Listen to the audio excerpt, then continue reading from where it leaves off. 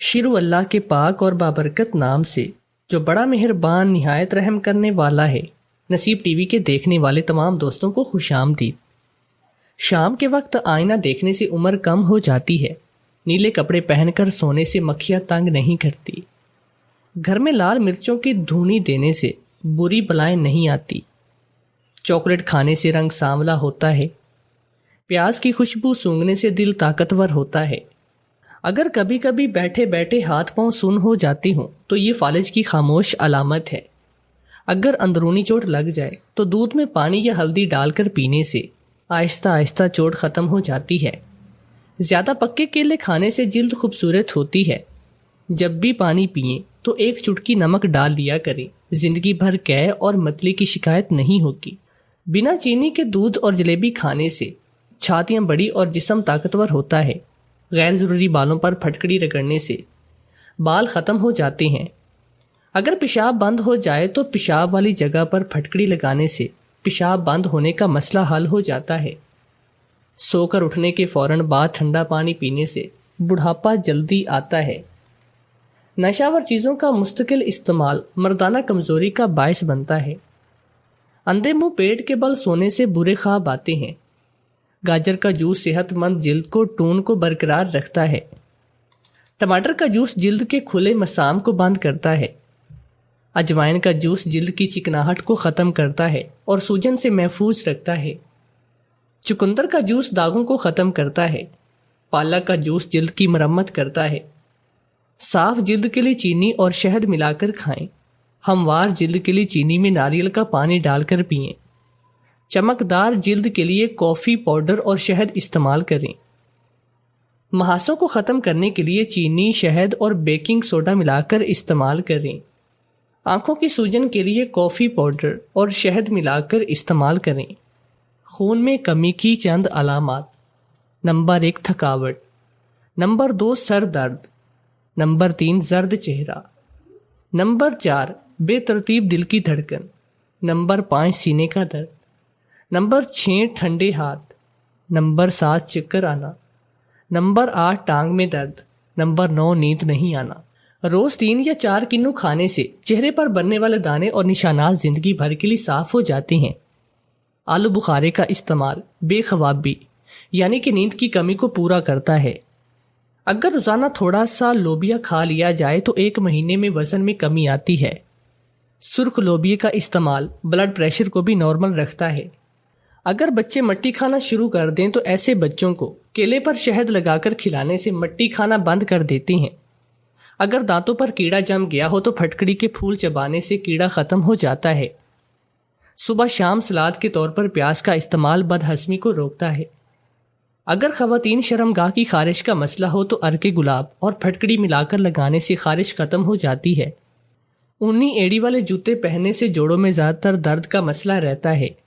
ثابت سرخ مرچوں کو پیستے وقت اگر اس میں تھوڑا سا سرسوں کا تیل ملا لیا جائے تو مرچی جلدی پیس جاتی ہے۔ زیادہ دیر کھڑے رہنے سے موٹاپا جلدی آتا ہے۔ اگر آلو مہینوں تک محفوظ رکھنے ہیں تو ان میں صرف 1 سیب رکھ دیں، آلو کبھی خراب نہیں ہوں گے۔ مباشرت کے دوران ہری دھنیا کی چٹنی کھانے سے حمل نہیں گرتا۔ جلی ہوئی دیگچی میں 1 کٹی ہوئی پیاز ڈال کر چولہے پر رکھ لیں اور اس کے نیچے آگ جلائیں۔ جو بھی چیز جمی ہوگی فوراً اتر جائے گی۔ بجلی کی استری پر اگر زنگ لگ جائے تو اخبار کے کاغذ پر نمک لگا کر مسلنے سے زنگ اتر جاتا ہے۔ لیموں اور پیاز کا رس ملا کر پینے سے ہیضے میں فاقہ ہوتا ہے۔ پودینے کا رس پینے سے ہیضہ ختم ہو جاتا ہے۔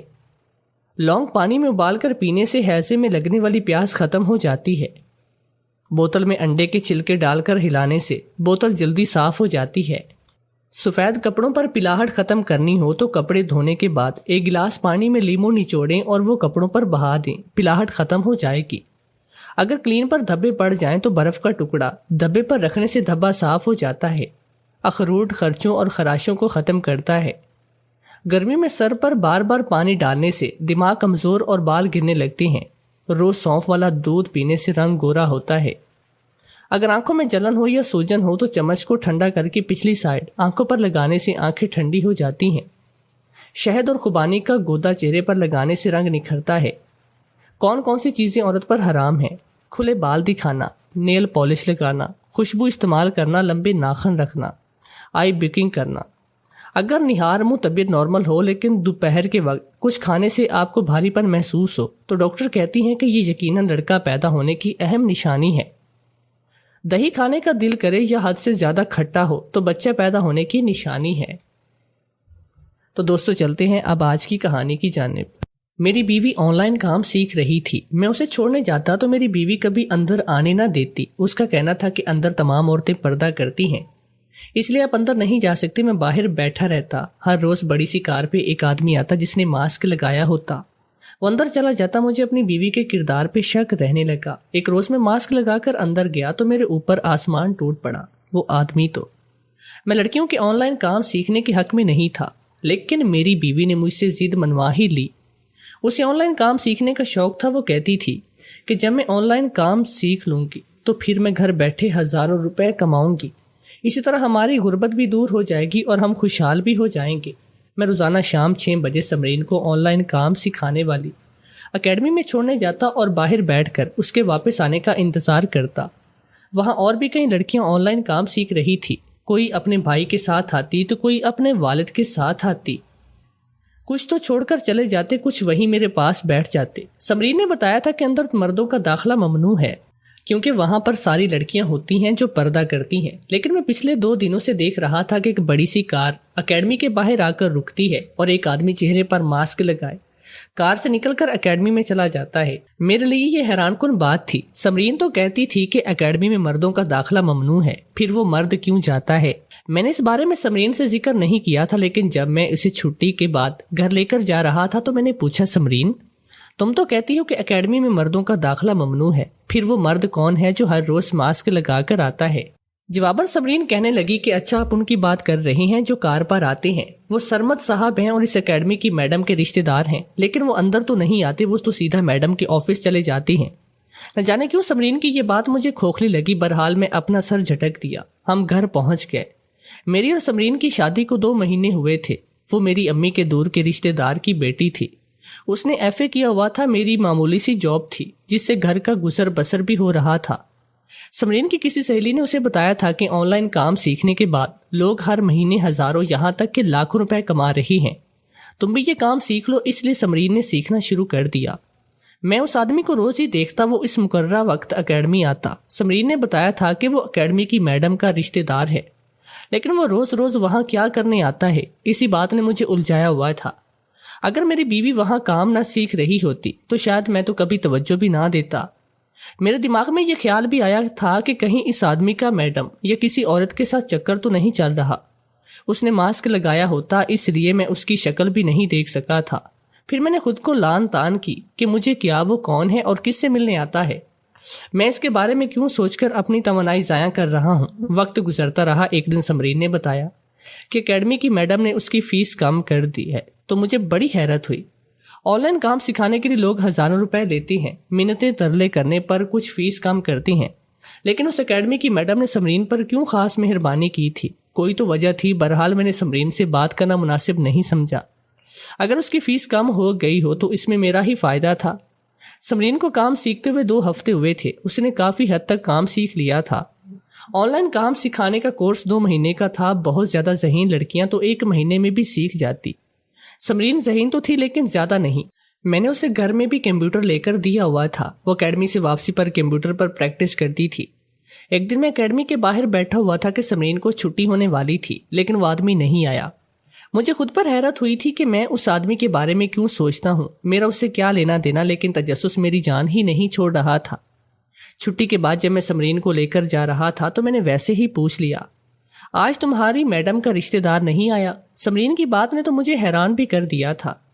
کہنے لگی کہ نہیں، سرمد صاحب تو آئے تھے، آج وہ اکیڈمی ٹائم شروع ہونے سے پہلے آ گئے۔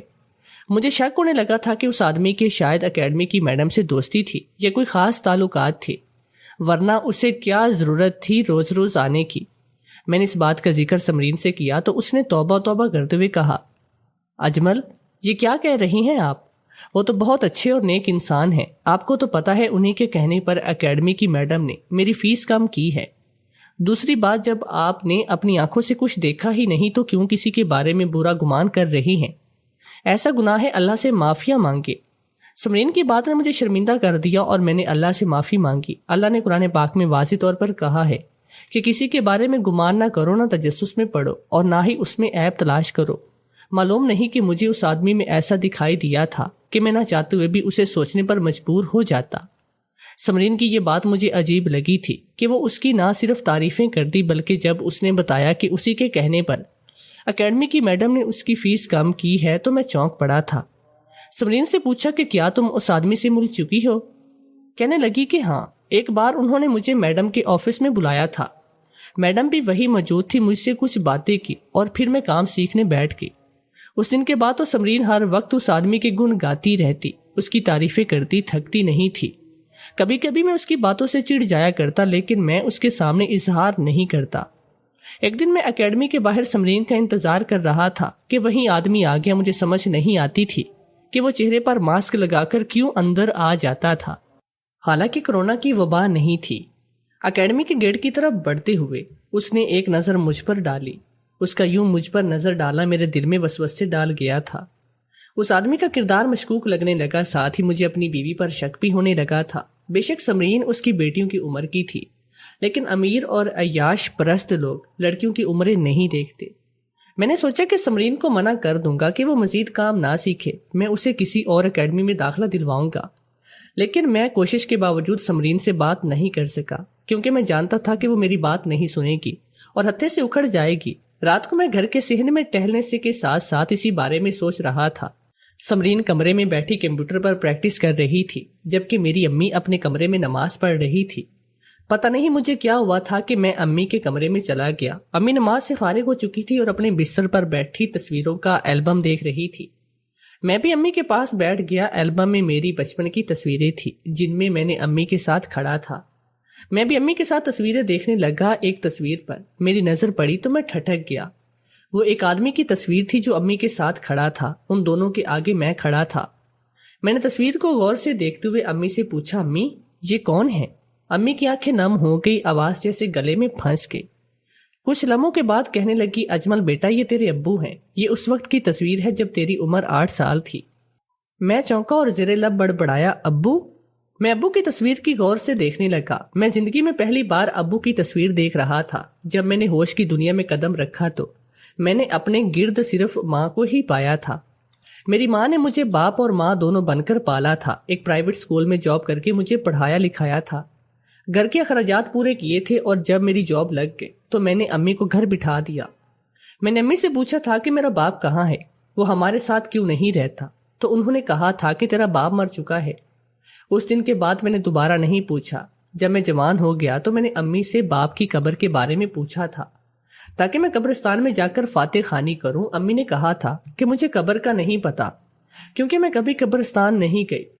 امی نے البم بند کر کے الماری میں رکھ دی۔ میں کچھ دیر امی کے پاس بیٹھا رہا، پھر اپنے کمرے میں چلا گیا۔ سمرین پریکٹس سے فارغ ہو چکی تھی اور سونے کی تیاری کر رہی تھی۔ میں بھی تھکا ہوا تھا، اس لیے سمرین سے کوئی بات کیے بغیر سو گیا۔ اگلے روز میں آفس میں کام جا رہا تھا کہ باس نے ملازم کو بھیج کر مجھے اپنے آفس میں طلب کیا۔ مجھے پریشانی ہوئی کہ باس نے کیوں بلایا ہے۔ میں باس کے کمرے میں پہنچ گیا۔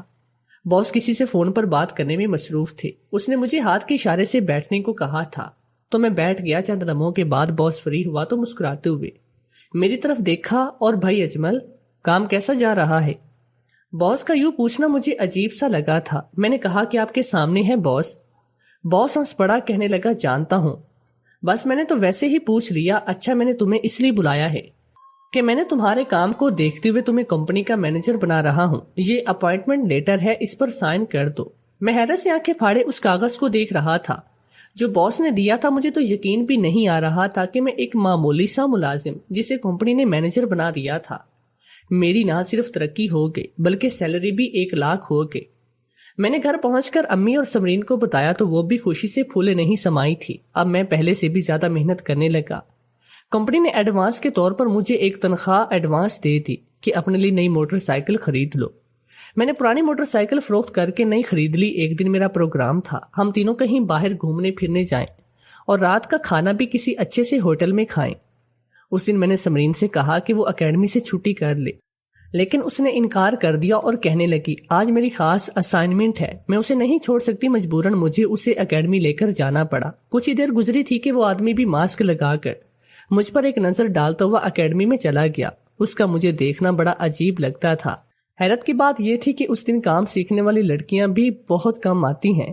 سمرین نے بتایا تھا کہ اکیڈمی میں ٹوٹل 20 لڑکیاں کام سیکھنے آتی ہیں، اس دن صرف 4 یا 5 لڑکیاں آئی تھی، جس میں سمرین بھی شامل تھی۔ مجھے شک ہوا تھا کہ کہیں سمرین اس آدمی کی خاطر تو نہیں آئی، کہیں اس آدمی نے سمرین کو بہلا پھسلا کر اپنی جانب راغب تو نہیں کر دیا ہو۔ پیسہ بہت بری چیز ہے، اچھے سے اچھے انسان کا بھی ایمان خراب کر دیتا ہے۔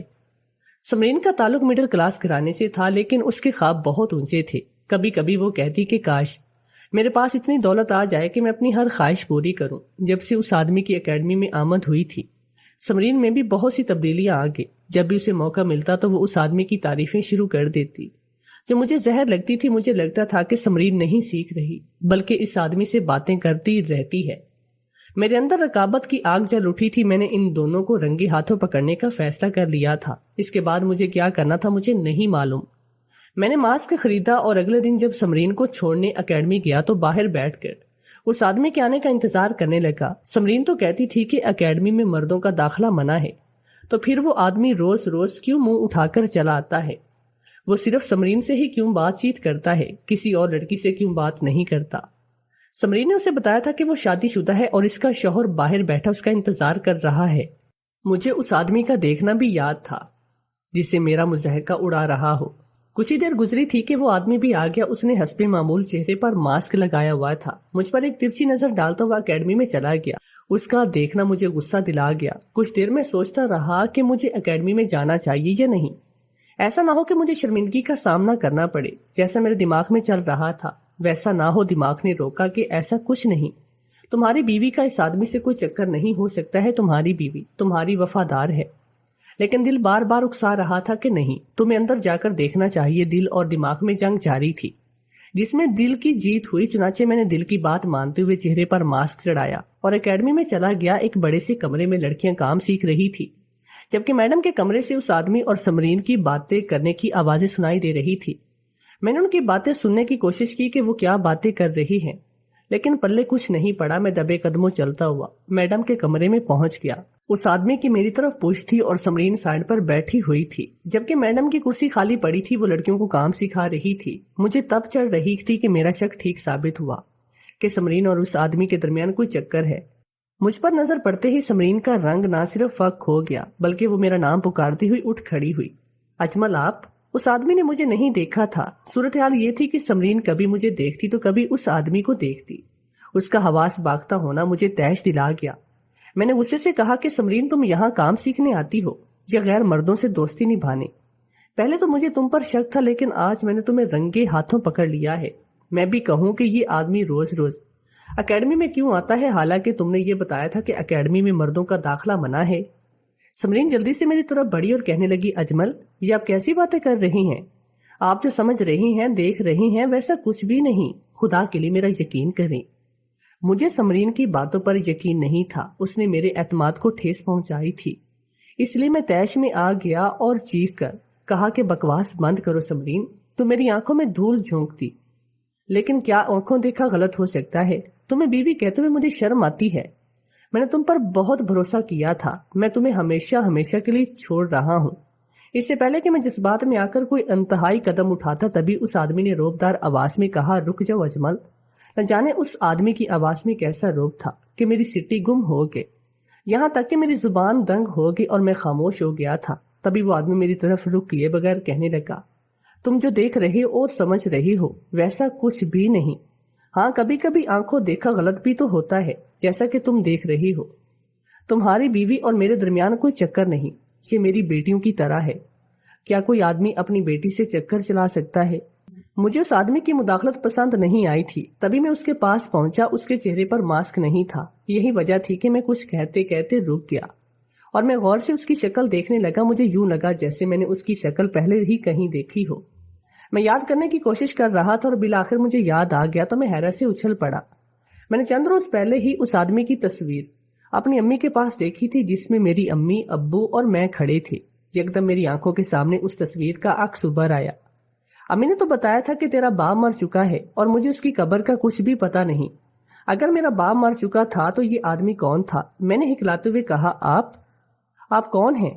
وہ آدمی اٹھ کر کھڑا ہو کر کہنے لگا، اجمل بیٹے، میں تمہارا باپ ہوں، میں تمہارا سگا باپ۔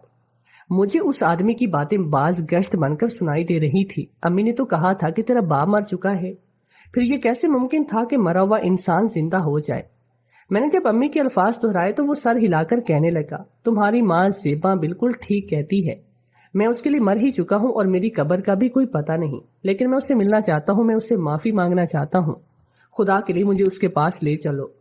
میں نے سمرین کی طرف دیکھا تو اس کی آنکھوں سے آنسو جاری تھے۔ وہ کہنے لگی، اجمل، جب یہ پہلی بار یہاں آئے تھے تو مجھ سے ملے تھے اور مجھے سب کچھ بتا دیا تھا کہ میں آپ کو سب کچھ بتانا چاہتی تھی، لیکن انکل نے منع کر دیا تھا کہ وہ چاہتے ہیں کہ آپ کو خود بتائیں گے۔ آج ہم اسی حوالے سے ڈسکس کر رہے ہیں۔ آپ آ گئے اور وہ ایک ہی کمرے میں دیکھ کر غلط خیال کر بیٹھے۔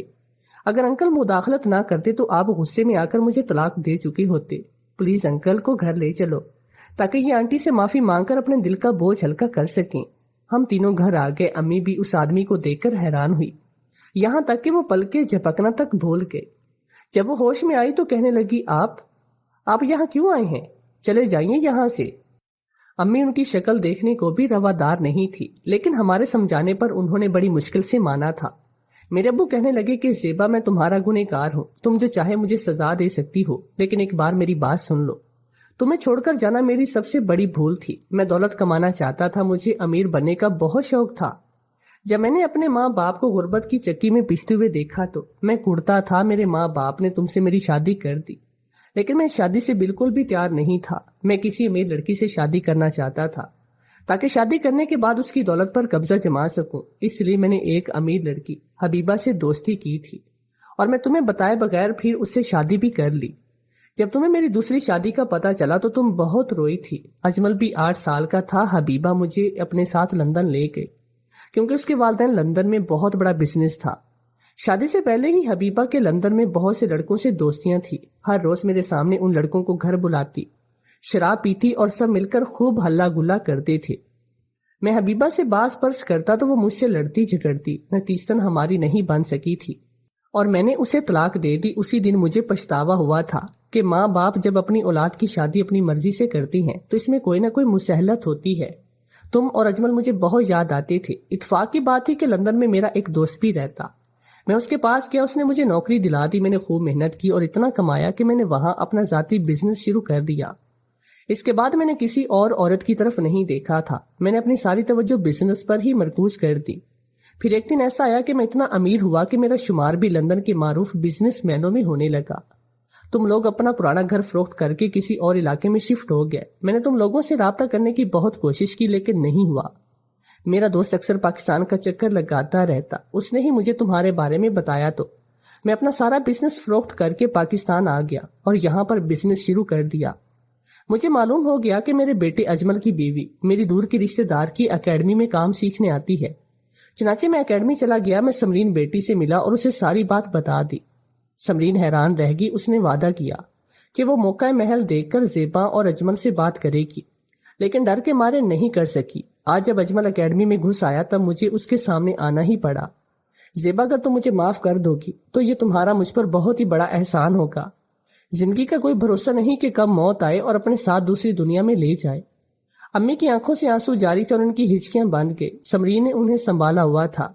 میری بھی آنکھیں نم ہوئی۔ بالآخر میں نے مداخلت کی اور امی سے کہا، امی، کہتے ہیں کہ اگر صبح کا بولا شام کو گھر آ جائے تو اسے معاف کر دینا چاہیے۔ میں نے اپنا بچپن ابو کے بغیر گزارا ہے، لیکن نہیں چاہتا کہ اب میری جوانی ان کے بغیر گزرے۔ خدا کی رضا کے لیے آپ انہیں معاف کر دیں۔ امی نے ابو کو معاف کر دیا تو میرے وجود میں سکون کی لہر دوڑ گئی۔ میں دل ہی دل میں خدا کا شکر ادا کر رہا تھا کہ میں نے غصے اور جوش میں آ کر ایسا قدم نہیں اٹھایا جس سے پچھتاوا میرا مقدر بن جاتا۔ واقعی میں غصہ انسان کی عقل پر پردہ ڈالتا ہے اور وہ اندھا ہو جاتا ہے جب غصہ ٹھنڈا ہو جائے تو تب تک بہت دیر ہو چکی ہے۔ اس دن کے بعد ہم سب اکٹھے رہنے لگے۔ یہ بعد میں مجھے پتا چلا کہ جس کمپنی میں جاب کرتا تھا وہ میرے ابو کے دوست کی تھی اور ابو کے کہنے پر ہی باس نے مجھے مینیجر کے عہدے پر ترقی دی۔